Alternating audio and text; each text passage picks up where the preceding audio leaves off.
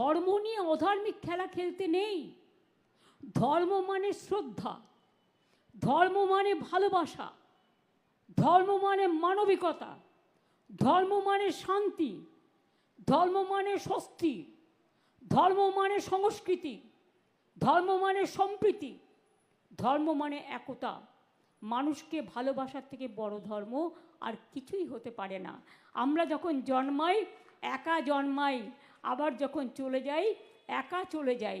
তাই কিসের লড়াই, কিসের দাঙ্গা, কিসের যুদ্ধ, কিসের অশান্তি? মনে রাখবেন, মানুষকে ভালোবাসলে সব কিছু জয় করা যায়, কিন্তু নিজেকে আলাদা করে রাখলে, আইসোলেট করে রাখলে কাউকে জয় করা যায় না। একটা জিনিস মাথায় রাখুন, যদি কারোর ওপরে কোনো আঘাত আসে, সে অবহেলিতই হোক, সে শোষিতই হোক, সে বঞ্চিতই হোক, সে নির্যাতিতই হোক, সে কোনো ধর্মের লোকই হোক, আমরা কিন্তু তাদের সকলের পাশে দাঁড়াই।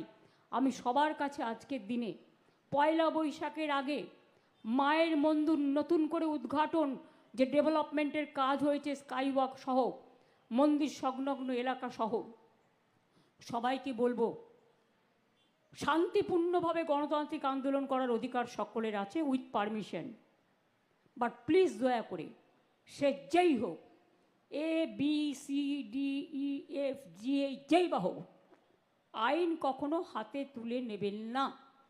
আইনের জন্য তো আইনের রক্ষক আছে, আইনের ভক্ষক তো দরকার নেই।